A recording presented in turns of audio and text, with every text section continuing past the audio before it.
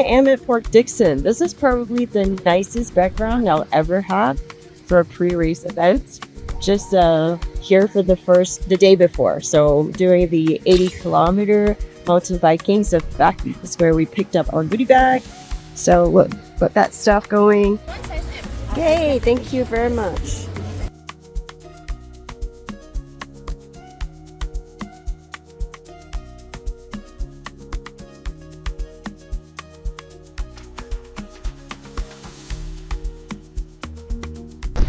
All right, we're riding on the beach to dinner and for the 8 p.m. briefing. I think that's gonna be where, I think tomorrow that's how we're gonna ride to the start line.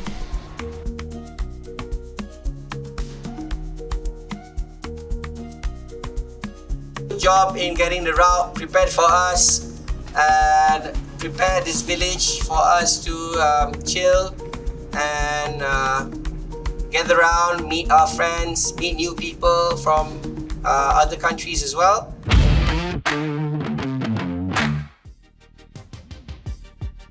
This is the first time we've ever gotten a chance to recce the route before a race. It's always been going in blind. So 2 weeks prior, they organized a recce ride, which gave us the opportunity to figure out the route and also the place we were visiting. I've never been to Port Dixon, and it was nice to just check it out. The recce also allowed me to stop and enjoy the route, take some photos, soak in nature, and just really get to know people and the other riders too. I know, this is so fun!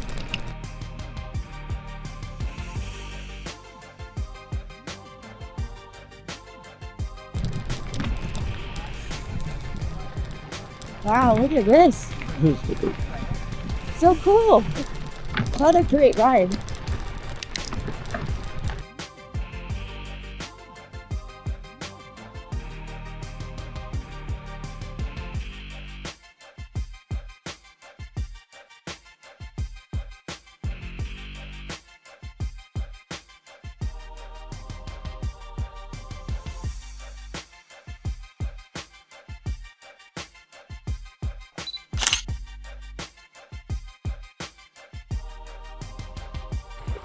Hello!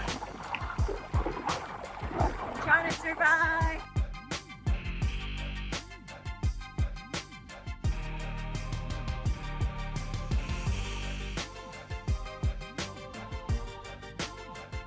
That was really fun. Oh, good morning. Today is the Whitestone Gravel Race, and I'm here for the mountain biking part actually, because that's 80 kilometers and everyone else is pretty much doing the 120K. Just thought it was such a cool view to have actually a short intro.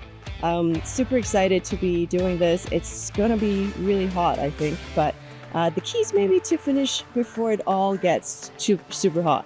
Anyways, look, that's kind of the background.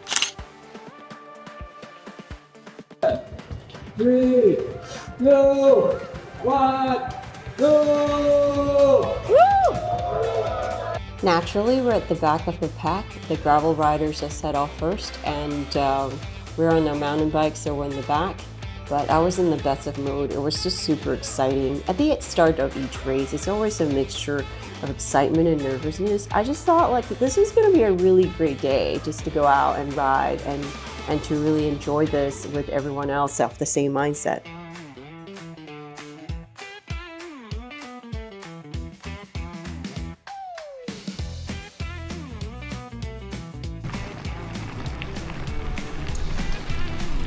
Morning. Good morning. John. If you guys have seen my previous videos, I've always been DFL. So this time around, I've decided that I was just gonna maybe push myself a little bit.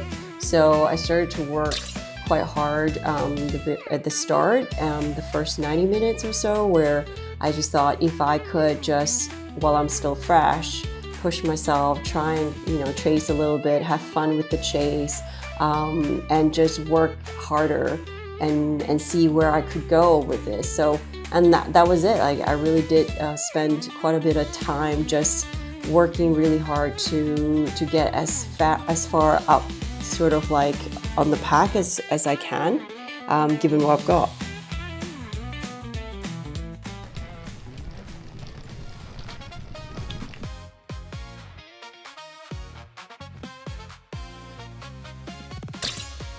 This reminds me of Cabbage Patch. It's just different from the usual terrain we usually ride through.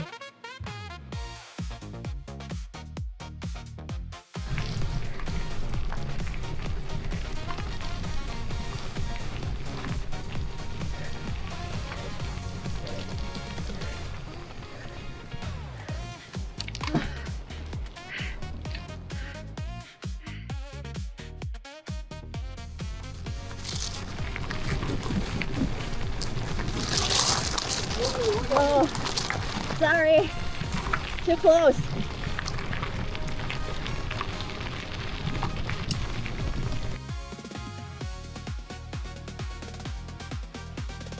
All the best, guys.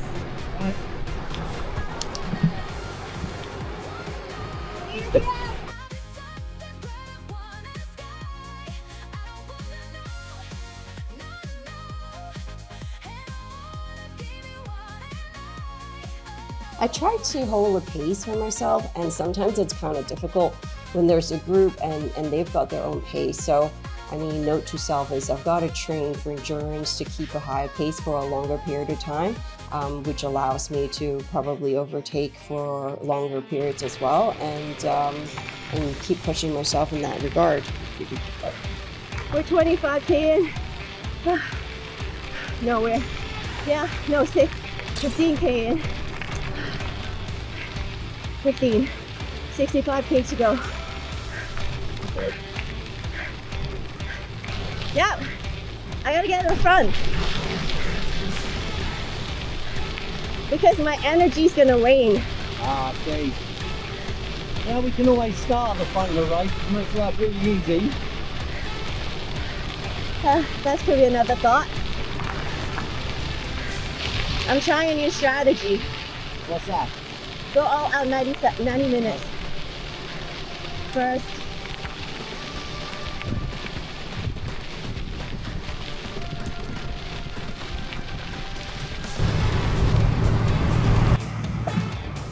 So, 20 kilometers done. 60 to go.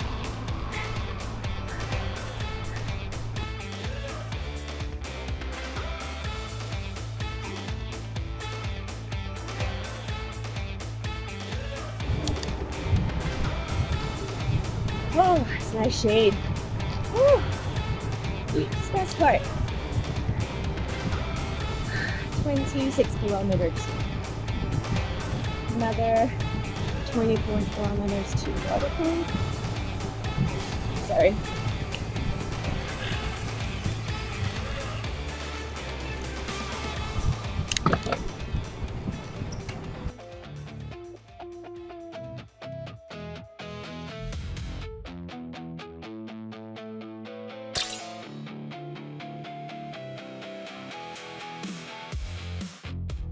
At this point, I really started to enjoy the ride. It was, basically I've done as best I could from the very start to keep going. And it was just a mix of terrain that kept things different. It was sunny, it's dry heat, but it wasn't raining. So I just took it as a day to ride with others and just have a really great time out there.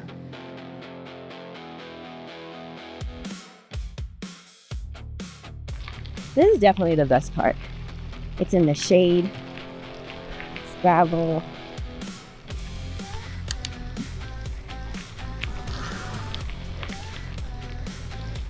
It's nice to get some shade. Oh, God, it's hot. Oh, that's you then.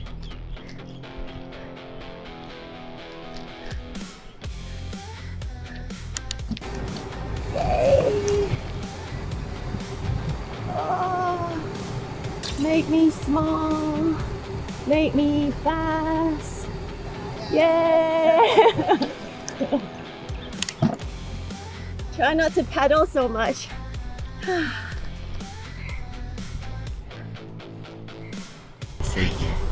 sideways from me. It is very warm. Great sunshine though, look. Clear blue skies, no shade. Really, really warm. Like a little bit like an air fryer. But almost there. Hey, how are you? Good.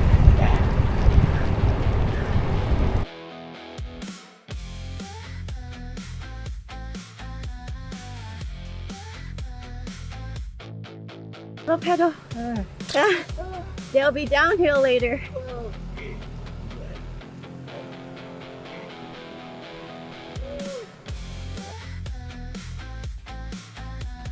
So this is the road portion, so that's why I'm filming myself a little bit. I'm pretty much riding on my own.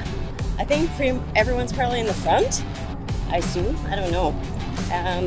I've got another 39 and a half kilometers to go. So 10 kilometers to the only water point because it's unsupported. Yeah, it's really good going actually. It's kind of like a day ride, a ride out just for fun, and yeah, I think it's like a training day almost. Yeah, just keep on pedaling.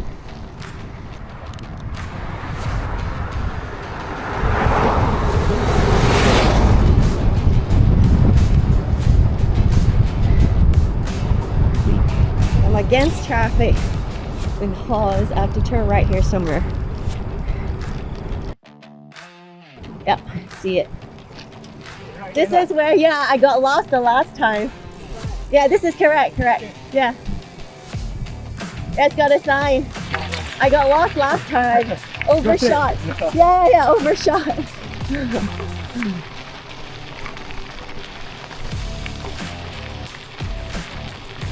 Then this side is easy. You just follow follow the river.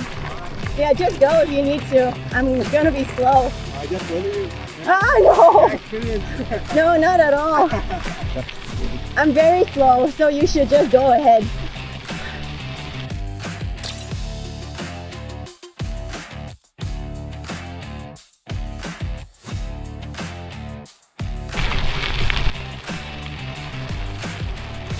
Hello.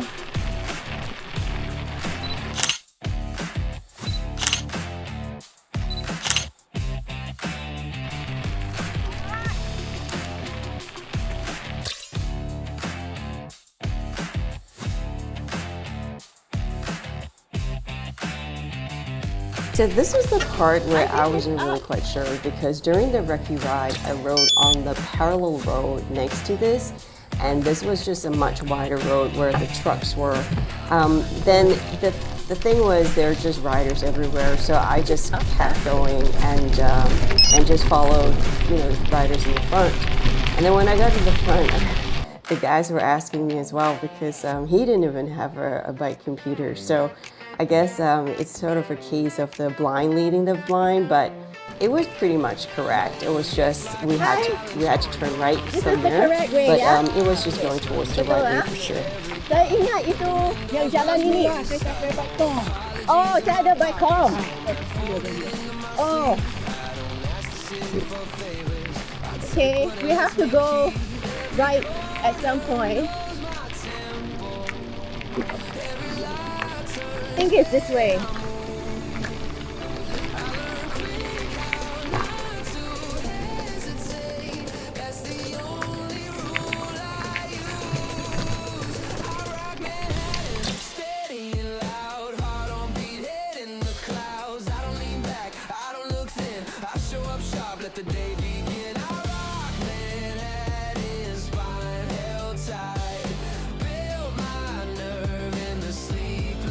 I'm basically sitting down,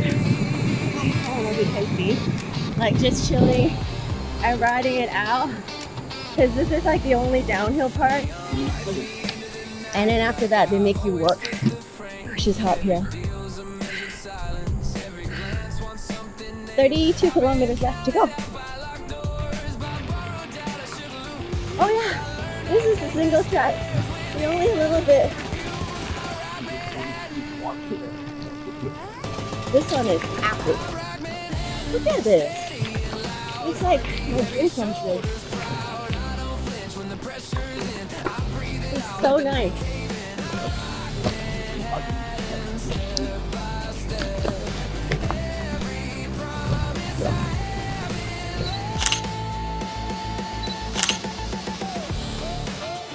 This is the nicest track, guys.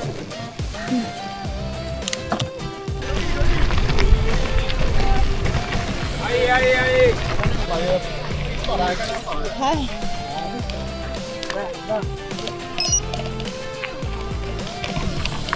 Left, is it?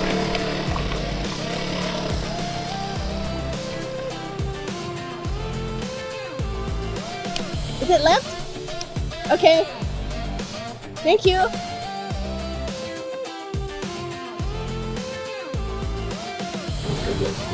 This is really fun.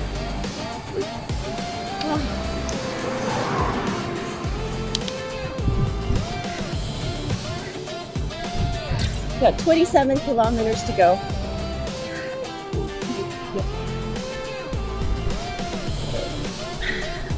I just had a pit stop, had some water as a tonic drink.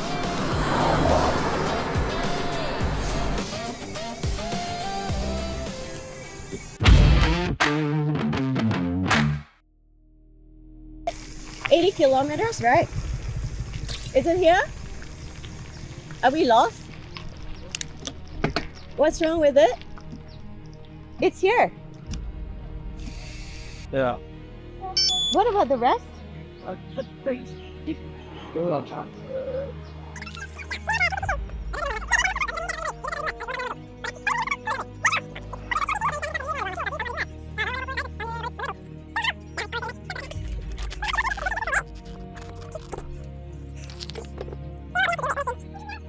I spent like 10 minutes here unsure of what I should do. The young rider was so compliant and didn't want to go against the guard's wishes. He basically just let the others go first, and we weren't allowed to go. And I checked the route on computer, and there was no other way. Like this was the only way we had to go through. So we kind of like, you know, hanging around there, and I really just wasn't sure. And then there were these two riders who came, and I told them what was happening, and they decided to go. So I just followed them.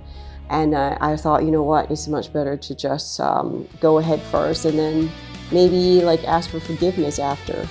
And what's happened was the organizers after the race basically told us that they've already gotten an approval through the plantation owners, but that was not sort of like passed down to the security of the day. And so, yeah, so that was some of the hiccups that we met.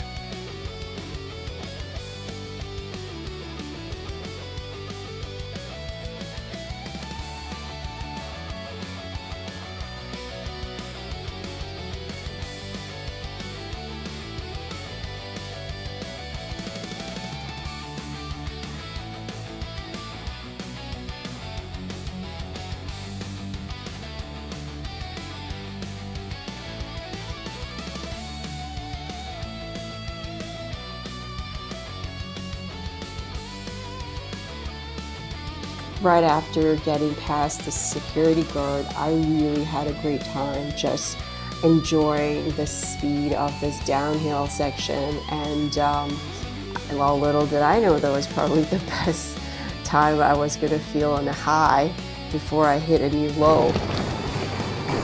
Oh, this was fun. Into my back tire.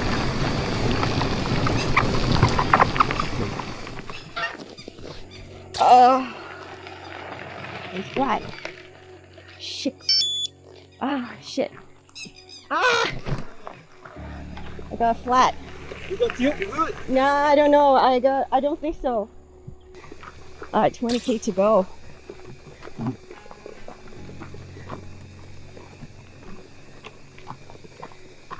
Okay, this is really sad. I only have 20K to go. It's around 10-ish in the morning, but I have terrible puncture over here. See?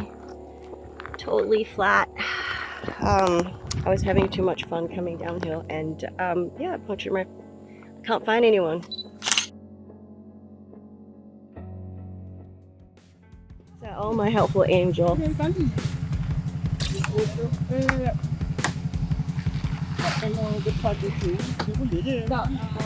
Well, that's the end of the race for me. It's got 20 kilometers to go. It's 10-ish, but you know what? That's it. Oh wow, this is so fast. Now I joined the crew. At this point, I really didn't know what to do because my riding buddy had all my stuff. I've just realized that, all the spare gears and the tools. And I texted the organizer to see if there was anything they could do to just get me out of where I am. And they said that it was an unsupported race and that I should call my emergency contact. Nobody really wanted to help, and I just thought, okay, well, it's either I walk out the way I came from or I just walk towards where I was supposed to go. And I decided to just do that. And I walked towards where I was going, and along the way I would ask anyone if they could maybe call for help for me, or if there was a point where I could get picked up, you know, because it was kind of dangerous too. Like, there were all these gravel riders that were just speeding past me. So I tried to not be on the main path as best I could. And then I got really lucky. I met these guys. These are all my bike angels. Thank you, guys. Trust in the bike community. Yeah, dalam besar okay.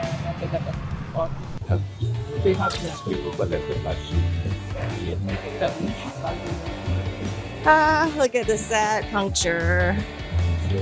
But you know what? At least I got coffee.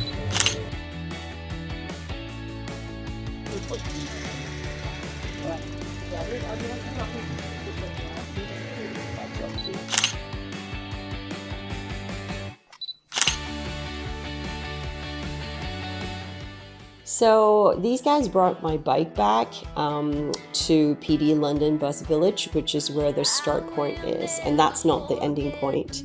So that was another issue because I was supposed to meet up.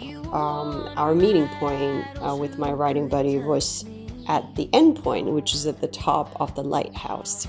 And right now, my issue was that I was in no position to have contact with him because he didn't bring his phone. And I would have two choices. Either I sit here and wait until at some point he realizes that I was not able to get there, or that I figure something out. And then, you know what? First of all, the most important thing is to have a coffee, because coffee is a lifesaver. So after I got everyone who helped me coffee, somehow the brain started to work. I looked up and I saw the Shimano hut. And then I thought, hey, you know what? I'm just going to ask if they could fix my bike. And if they could, then I could somehow meet him at the ending point, which is the finish line at the lighthouse. And I won't be stuck here for hours. So, yep, shout out to Yong Lee at Bike Science Malaysia, who had a spare in a tube to fix my bike, even though he was recovering from a tendon injury in his hand.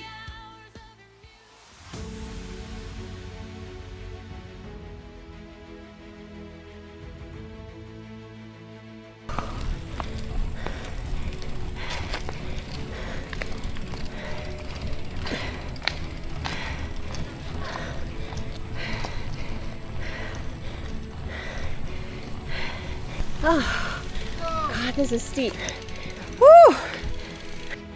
Even though the race was over for me, I was so glad I made that decision to fix my bike up, had someone help me, and ride up the lighthouse, because it's such an iconic part of the place we're in. And also, it's really the end point of the race itself. So it was fun getting out there, and it's so exciting to see all these people who finished. And the really nice ladies out there. I had to tell them, sadly, my numbers are not going to count at the end of the race because, yeah, of all the problems that I faced. So when I look back at my data for the first 20 kilometers, I was averaging 24.9. And then after that, I was averaging around 21. So I think I did really okay for the first 50 kilometers before it went south. Hi.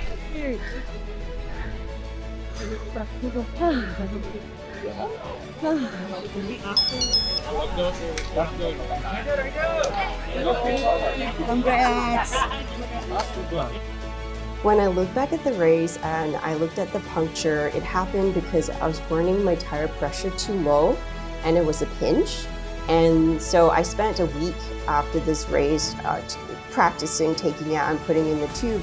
The problem was the mountain bike tires are just so tough. I just physically don't have strong enough thumbs to do it. So anyway, in the end, I'm changing to tubeless.